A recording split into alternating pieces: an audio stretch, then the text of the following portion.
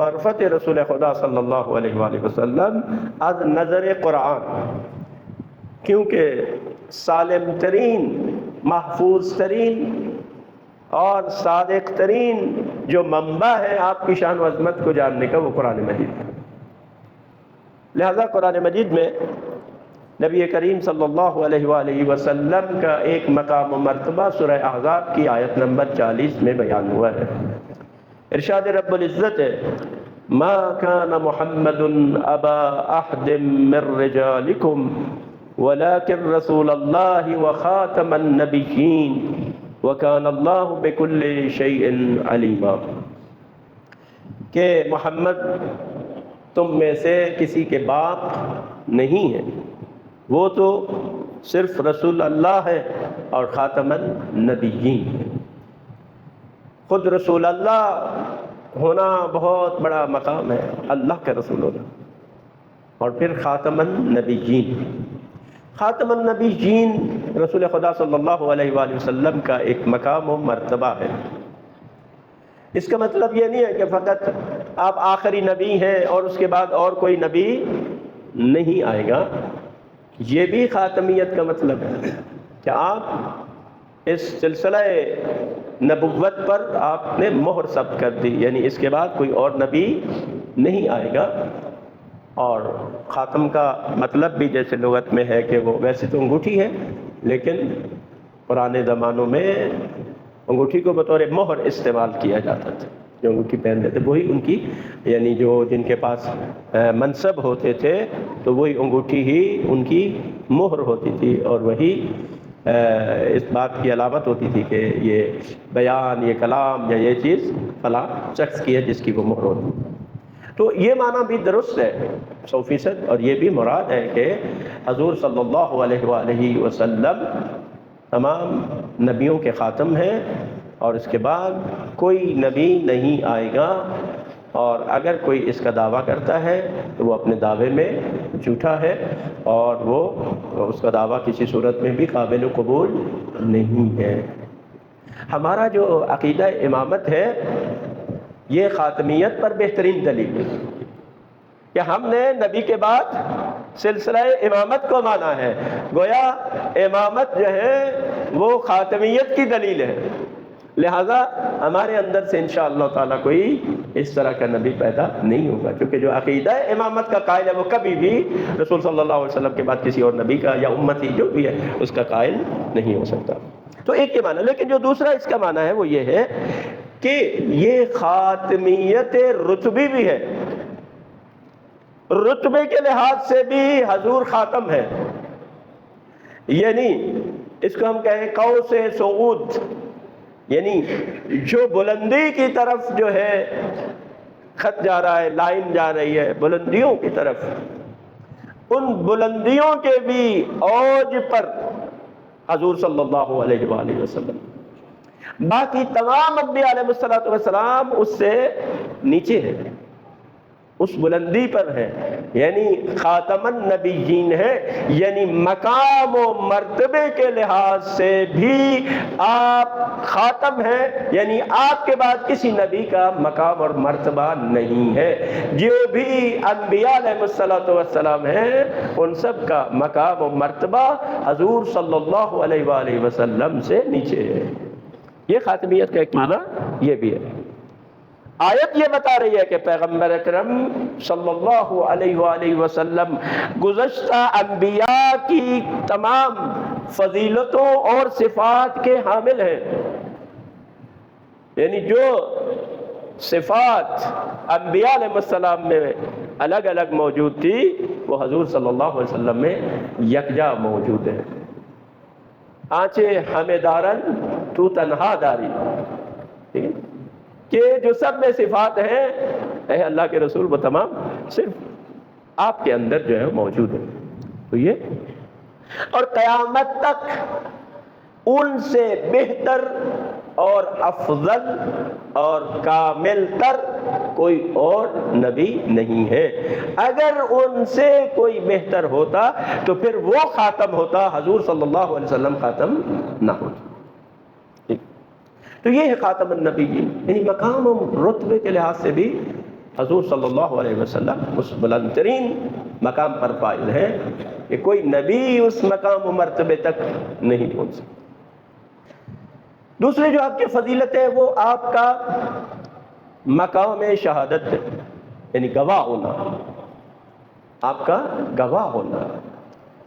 سورہ نساء کی آیت نمبر 41 میں ارشاد رب العزت ہے فَكَيْفَ إِذَا جِئْنَا مِنْ كُلِّ أُمَّةٍ بِشَهِيدٍ وَجِئْنَا بِكَ عَلَى هَؤُلَاءِ شَهِيدًا، کہ کیا صورتحال ہوگی جب ہم ہر امت میں سے ایک گواہ لے کر آئیں گے، یعنی قیامت کے منظر کی، کہ ہر امت میں سے ہم ایک گواہ لے کر آئیں گے اور ان پر ہم آپ کو گواہ لے کر آئیں گے۔ تو اس میں سادہ سا معنی یہ کہ ہر نبی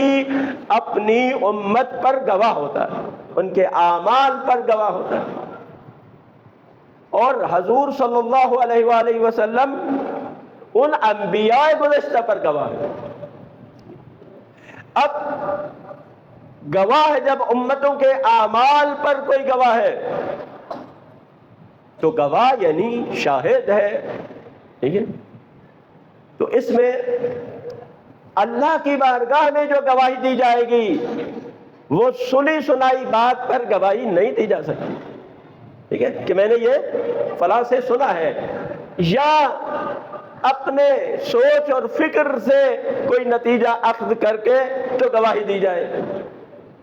بلکہ اللہ کی بارگاہ میں وہی گواہی قابل قبول ہے، بلکہ دنیا کے نظاموں میں بھی وہی گواہی قابل قبول ہوتی ہے جس واقعے کو اس انسان نے گواہ نے اپنی آنکھوں سے دیکھا ہو، اور اگر یہ ثبوت مل جائے کہ یہ موقع پر موجود نہیں تھا تو اس کی گواہی رد کر دی جاتی۔ تو جب عام بھی ہے اور خدا کی بارگاہ میں وہ گواہی دیں گے تو اس کا مطلب یہ ہے کہ حضرت ختم مرتبت حضرت محمد مصطفیٰ صلی اللہ علیہ وآلہ وسلم اپنے نوری وجود کے ساتھ تمام گزشتہ امتوں اور ان کے انبیاء کے اعمال پر ناظر بھی ہے اور ان کے چشمدید بھی ہے، کہتے ہیں نا چشمدید گواہ، اپنے نوری وجود کے ذریعے سے، قبل اس کے کہ آپ جسمانی ظہور فرماتے اور اس لباس بشری میں تشریف لاتے، اس سے پہلے تمام انبیاء علیہ السلام کے اعمال پر ناظر بھی۔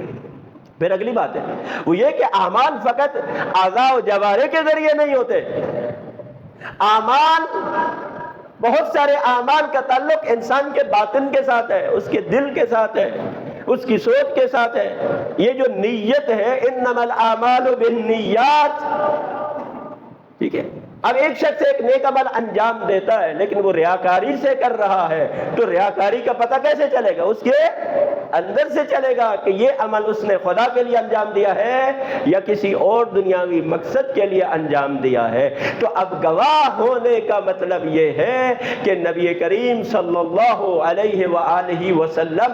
ان کے ظاہر اعمال سے بھی آگاہ تھے اور ان کے باطنوں سے بھی آگاہ تھے اور ان کی سوچ اور فکر سے بھی آگاہ، اور پھر وہ ہم پر بھی گواہ ہے۔ نبی کریم صلی اللہ علیہ وآلہ وسلم ہمارے بھی اعمال سے آگاہ ہیں، چاہے ہمارے باطنی اعمال ہوں، ظاہری اعمال ہوں، ہماری سوچ ہو، ہماری فکر ہو، ہمارے ارادے ہوں، ان سب سے حضرت محمد مصطفیٰ صلی اللہ علیہ وآلہ وسلم آگاہ ہیں، اب بھی آگاہ ہیں، اور ان کی ظاہری زندگی یا ظاہری موت اس بات پر اثر انداز نہیں ہو سکتی۔ دیکھیں گزشتہ امتوں نے دنیا میں جو کچھ انجام دیا ہے حضرت صلی اللہ علیہ وسلم نے اس کا مشاہدہ کیا ہے، اس کو دیکھیں۔ بس عالم امکان میں جو کچھ انسانوں کے دائرے میں انجام پایا ہے حضرت اس کی تمام جزیات سے بھی آگاہ ہے جو تمام امتوں سے متعلق ہے۔ پیغمبر صلی اللہ علیہ وآلہ وسلم بِإِذْنِ پروردگار گزشتہ انبیاء کی تبلیغ ان کے اعمال کی حقیقت اور ان کی کارکردگی سے آگاہ ہے، اور ان کے تحت نظر ہے یہ سب کچھ۔ اور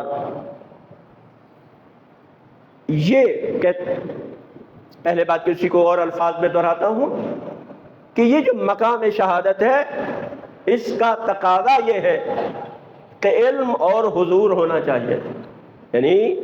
جو گواہ ہے وہ وہاں پر کیا ہو؟ حاضر ہو، ٹھیک ہے؟ تو یہ آپ کے نوری وجود کی عظمت کا پتہ دیتا ہے، کس قدر آپ کا وجود مبارک عظیم ہے۔ ان گویا آپ کے وجود مبارک کے احاطے میں ہے یہ سب امتوں کے اعمال، نبیوں کے اعمال، ان کی نیتیں، ان کے احوال، ان کے قلبی کیفیات، سب حضرت صلی اللہ علیہ وسلم کے نظارت میں۔ اور قیامت کے دن بھی حضرت صلی اللہ علیہ وسلم تمام انبیاء کے گواہ ہیں۔ سورہ توبہ کی آیت نمبر 105 میں ارشاد رب العزت ہے، قُلِ اعْمَلُوا فَسَيَرَى اللَّهُ عَمَلَكُمْ وَرَسُولُهُ، کہ عمل کرو، تمہارے اعمال کو اللہ دیکھتا ہے اور اس کا رسول دیکھتا ہے۔ ہمارا کوئی عمل، ہماری کوئی سوچ، ہماری کوئی فکر